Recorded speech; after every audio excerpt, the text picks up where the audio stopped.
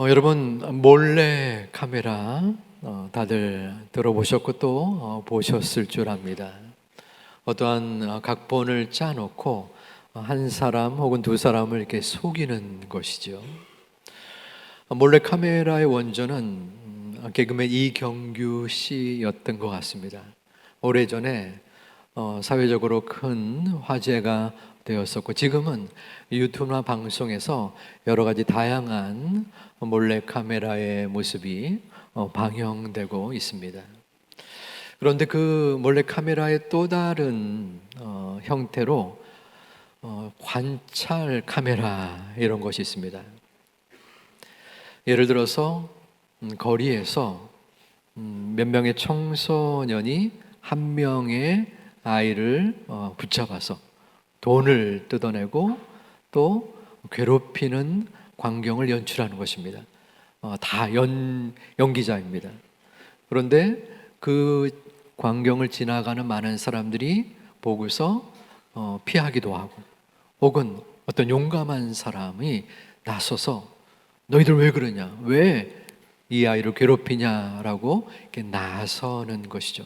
그것을 관찰하는 그러한 모습, 그게 관찰 카메라입니다. 대개 현실에서는 그러한 상황에 나서지를 못합니다.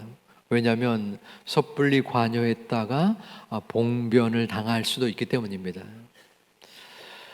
그런데 그러한 무관심이 반복될 경우 도리어 우리 사회에 어려움의 모습이 있기 때문에 한편으로는 위기에 처한 사람을 돌보지 않은 사람을 처벌하는 법도 생겼습니다.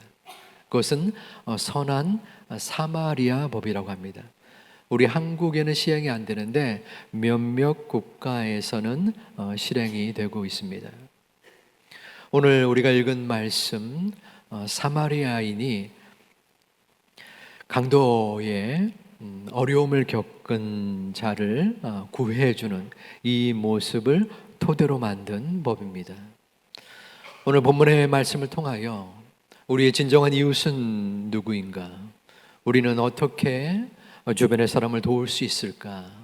영적으로 또한 그 예수님의 마음을 어떻게 품을 수 있을까? 함께 은혜를 나누어 보고자 합니다. 어떤 한 사람이 예루살렘으로에서 여리고로 가는 가운데 강도를 만났습니다. 그래서 모든 것을 뺏기고 거의 죽게 되는 지경에 이르렀습니다. 그런데 그 곁을 세 부류의 사람이 지나갑니다. 제사장과 레위인과 사마리아인이었습니다. 첫 번째 제사장은 그 강도 만난 그 사람을 피해갑니다. 제사장이 누구입니까? 하나님이 특별히 세운 하나님의 일꾼이요 성별된 제사를 담당하는 소망의 사람, 종교 지도자입니다. 그런데 사랑 실천의 본을 보여야 하는 그분이 왜 피해 갔을까요? 아마도 그 근처에 강도가 또 있지 않을까 하는 두려움이 있었을지 모릅니다. 또 하나는 제사장은 부정한 것을 만져서는 안 돼요. 그런데 이 강도 만난 사람이 죽을 수도 있고 죽었는지도 모르겠다. 그러면 시체를 만지는 것이 부정한 것이었거든요. 그래서 피했을 수도 있습니다. 하지만 그 이유가 어찌 됐건 제사장은 자신이 해야 할 최소한의 노력, 구조의 노력을 하지 않은 것입니다. 그 다음 레위인도 제사장과 마찬가지로 그 강도 만난 일을 피해갔습니다. 레위인 또한 하나님께서 특별하게 봉사해라 라고 해서 선택되어진 특별한 족속인데도 말입니다. 자, 이제 사마리아인이 그 곁을 지나갑니다. 사마리아인은 당시 유대인으로부터 인정받지 못하고 개 취급을 받던 천대받는 그러한 민족이었습니다. 그런데 그 사마리아인이 그 강도를 만나서 죽을 지경에 이르른 그 사람을 보고 첫 번째 취한 행동은 33절 말씀에 불쌍히 여기었다라는 것입니다. 이 불쌍히 여겨라는 헬라어 스프랑 니조마이라는 그 의미는 창자가 끊어지는 아픔이라는 뜻이 담겨져 있습니다. 여러분 혹시 창자가 끊어진 경험이 있는지 모르겠습니다. 저는 없어요. 그래서 이 아픔이 얼마나 강한지를 정확하게 말씀을 드리기는 힘들 듯합니다. 하지만 예수님께서 이 불쌍히 여겨라는 단어를 누가복음 7장에 동일하게 쓰셨는데 여인이 그 아들을 잃은 슬픔 속에서 여인아 여기서 울지 마라 그녀를 불쌍히 여기었다라고 씁니다. 자녀를 잃은 그 과부를 보면서 창자가 끊어질 듯한 아픔에 불쌍히 여기는 마음을 보여주신 것입니다. 사마리아인이 그 한 사람을 보고 똑같이 동일한 마음의 느낌을 갖고 있는 것입니다. 사마리아인은 그 사람을 붙들고 기름과 포도주로 치료를 해줬습니다. 그리고 그 도움은 여기서 끝나지 않습니다. 34절에 그를 주막에 데려갑니다. 여기서 주막은 우리나라 옛날 술집의 주막은 아닙니다. 나그네와 상인들이 오고 가다가 머무는 숙박집이었던 겁니다.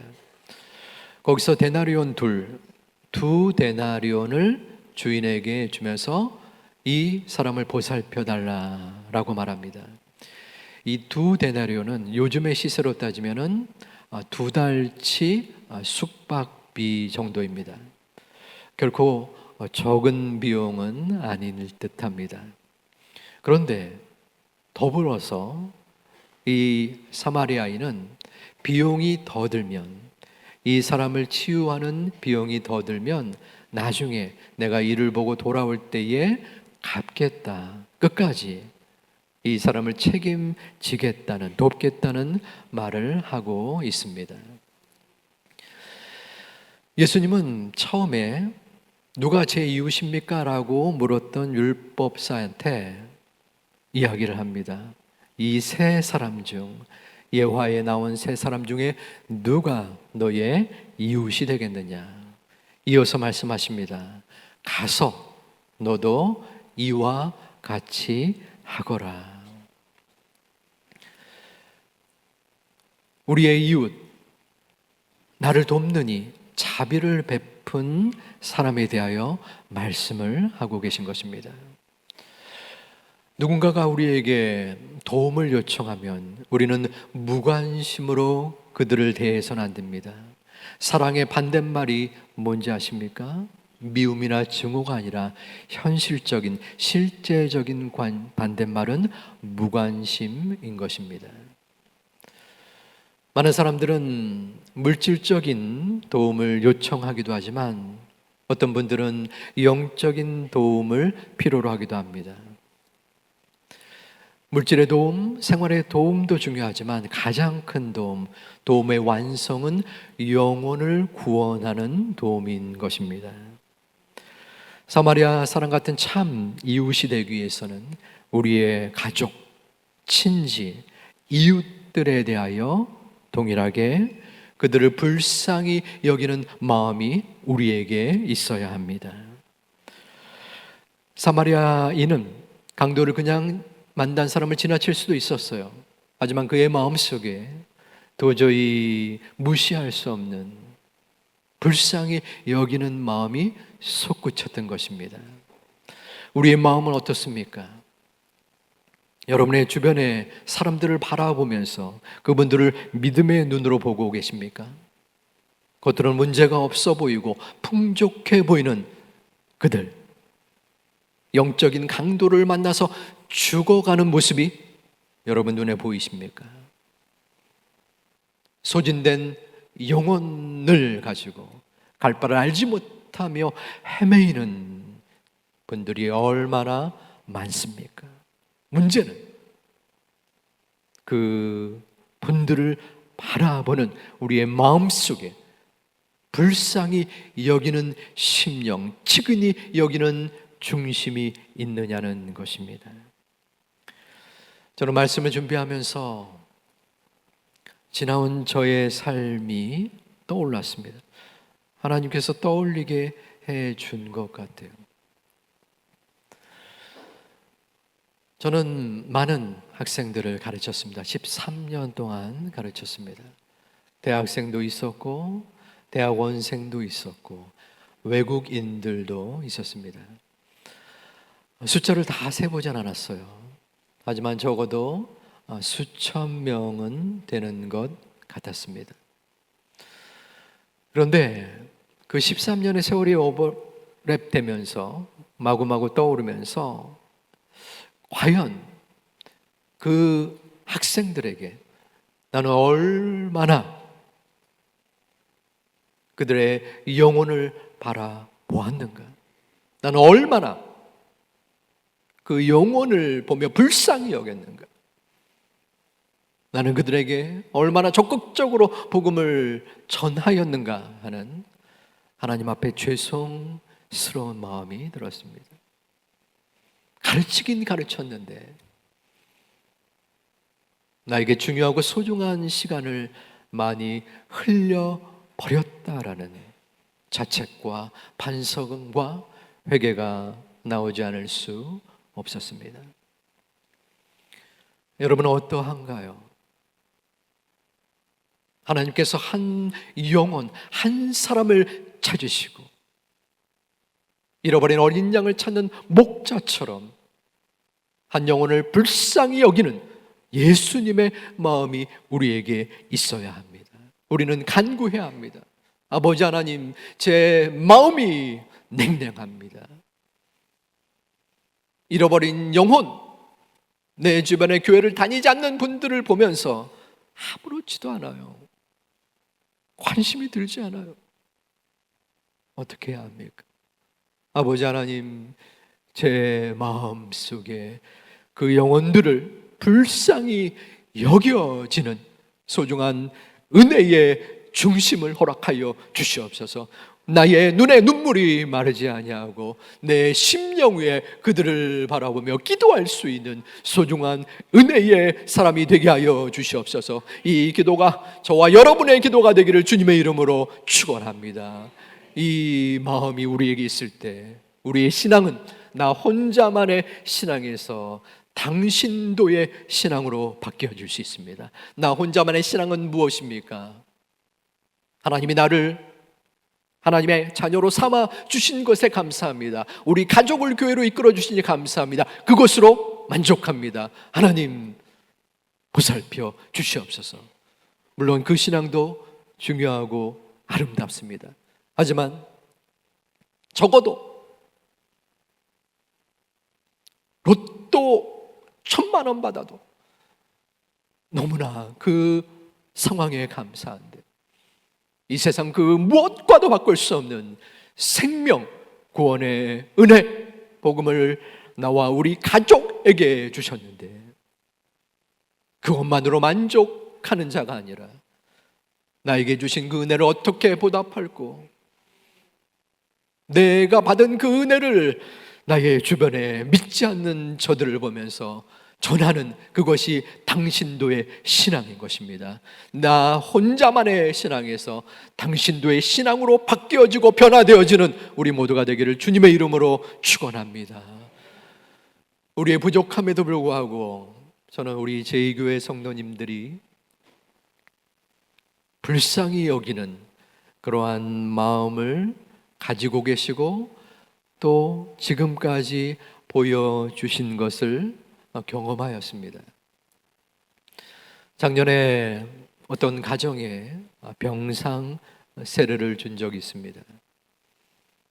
아버지가 교회에 잘 나오지 못했고 세례를 받지 못했는데 이제 얼마 남지 않은 것 같아요. 목사님, 병상의 세례를 좀 받았으면 합니다. 집에 찾아가 문답을 하며 그 약한 그 성도님의 입술에서 나오는 아멘, 아멘, 그리고 세례를 줄 때에 너무나 감격스럽게 눈물로 보았던 그 성도님이 기억이 납니다. 어떤 분은 코로나로 인하여 교회에 출석하지 아니하는 자녀들을 위해 목사님 전화 한 통화 해주세요 라고 간절히 외쳤던 분도 계십니다. 이번에 인도네시아 단기 선교에 갔을 때에 무슬림 청년들, 중년의 남성들이 수도 없이 많았습니다. 처음에는 두려움도 있었습니다. 혹시라도 해코지를 하면 어떡할까? 하지만 우리 제2교회의 청년들은 그들에게 다가가서 함께 대화를 나누고 함께 복음을 증거한 모습을 보면서 참으로 아름답고 소중한 하나님의 자녀들이다 하는 귀한 은혜를 제가 받았습니다. 여기 모인 모든 성도님들도 마찬가지일 듯합니다. 물론 내가 살아가기에 바쁘고 나의 마음속에 믿음이 아직 덜 생기고 부족함에도 불구하고 하나님은 지금 이 순간 우리들에게 말씀하십니다. 불쌍히 여기는 마음을 우리에게 분명히 주실 줄을 믿습니다. 나에게 주어지는 하나님의 이 복음을 향하여 내 가족과 이웃과 친구들에게 그 영혼들을 바라보며 조금이라도 일어나는, 조금이라도 솟구치는 이 불쌍히 여기는 마음을 받아들이고 또한 하나님 앞에 온전하게 그 열매를 드릴 수 있는 우리 모두가 되기를 주님의 이름으로 축원드립니다. 불쌍히 여기는 예수님의 마음에 이어서 두 번째로 우리가 눈여겨봐야 할 것은 포기하지 않는 예수님의 마음입니다.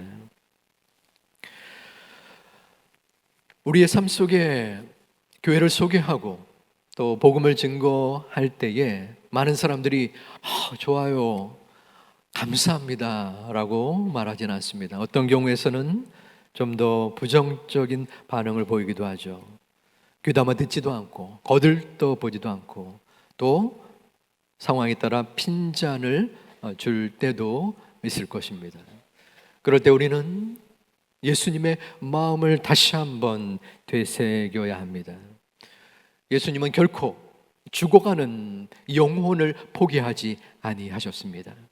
유대인과 종교 지도자들이 도저히 복음을 듣지 아니하는 순간에서도 그들이 자신을 극악무도한 죄인으로 몰아가서 십자가에서 죽음을 맞이하게 되는 상황에서도 그는 사람들을 포기하지 않았습니다.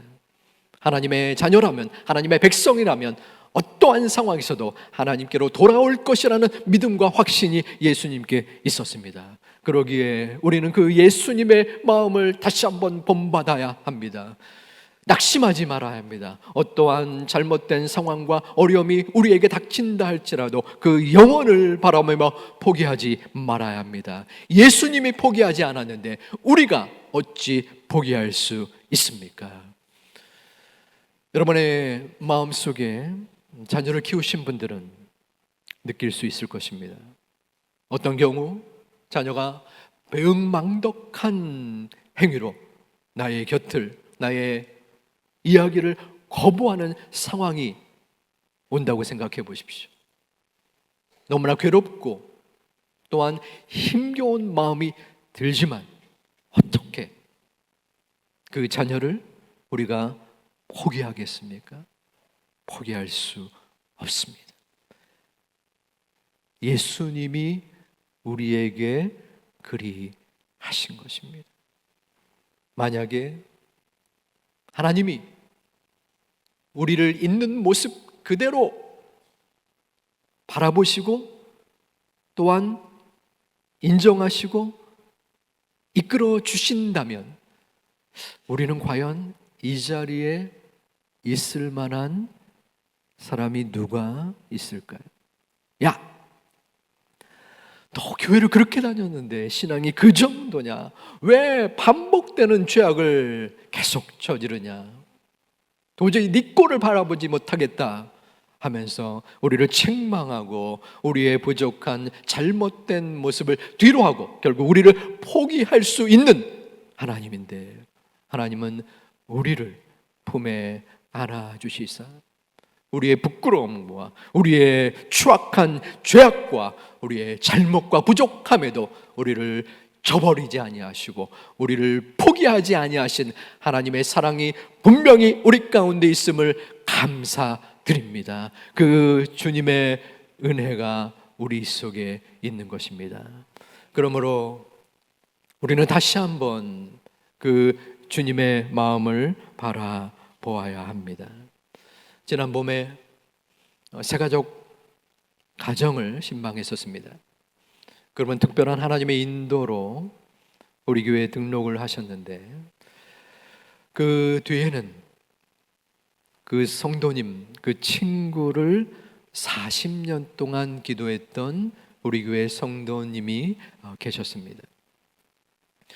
여러분들도 주변의 친구, 교회 다녔으면 좋겠다 하는 일부의 사람들이 있지 않겠습니까?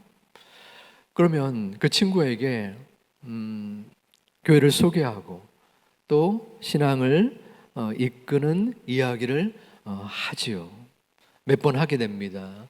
몇 개월 혹은 몇 년 동안 그 일이 진행됩니다. 그런데 소위 씨알도 안 먹히는 거예요. 계속 거부합니다. 귀담아 듣지 않아요. 그러면 우리의 마음에 어떠한 생각이 듭니까? 야, 이놈은 틀렸구나. 그런데 그 성도님은 40년입니다. 끊임없이 또 너무 들이대지 아니하고 지혜롭게 묵묵하게 그 세월들을 지켜온 것입니다. 저는 우리 아버님의 믿음을 위해서 기도하는 것을 포기했었어요. 왜냐하면 교회 나오실 분이 아니었거든요. 맨전을 해도 어머님이 하라고 했는데 어느 순간 제 마음속에 이건 아니구나, 안 되는구나 했었습니다. 하지만 하나님은 우리가 한 영혼을 포기할지라도 포기하지 아니하시는 하나님인 줄 믿습니다. 결코 우리의 부족함에도 불구하고 하나님은 우리의 연약함에도 불구하고 끝까지 우리와 우리 주변의 영혼들을 보살펴 주시고 이끄시는 아버지 하나님인 줄 믿습니다. 그러므로 우리는 주님의 말씀을 다시 한번 받아야 합니다. 사마리아인이 그 강도 만난 일을 그냥 내버려 두지 않고 포기하지 아니하고 그 마음속에 하나님께서 불쌍한 마음을 주시사 그 생명을 구하였습니다. 그리고 예수님은 너도 가서 이와 같이 하라 율법사와 우리들에게도 말씀하고 있습니다. 너희들도 가서 너의 가족, 이웃, 친구들에게 가서 그 영혼들을 포기하지 말고 그 영혼을 보듬고 함께 기도하고 지금은 실망되고 암담해 보이고 도저히 이루어질 수 없는 상황일지라도 눈물로 그 영혼을 바라보아라. 너도 가서 그 영혼을 구하라 라고 오늘 말씀 가운데 증거하고 있는 것입니다. 이 말씀이 그저 한낱 매주일마다 한 번 스쳐 지나가는 설교의 시간으로 여러분 받아들일 수도 있습니다. 하지만 분명한 것은 하나님의 말씀이 예수 그리스도가 우리에게 증거하고 있는 것입니다. 포기하면 안 된다. 포기하면 안 된다. 너의 힘이 아니다. 너의 능력이 안 된다. 오직 나의 아버지 하나님의 은혜로 그 영혼을 보살펴주고 이끌어 줄 것이다. 너는 다만 그 도구로서 함께 나와 동역하는 마음으로 그들을 붙잡고 간구해야 한다. 포기하지 말아야 한다. 말씀하고 계시는 것입니다. 예수님의 마음, 한 영혼을 불쌍히 여기는 마음, 그리고 그 영혼을 포기하지 아니하는 그 마음이 바로 우리의 마음이 되기를, 그러한 마음을 하나님께서 허락해 주기를 기도하는 우리 모두가 되시기를 주님의 이름으로 축원합니다.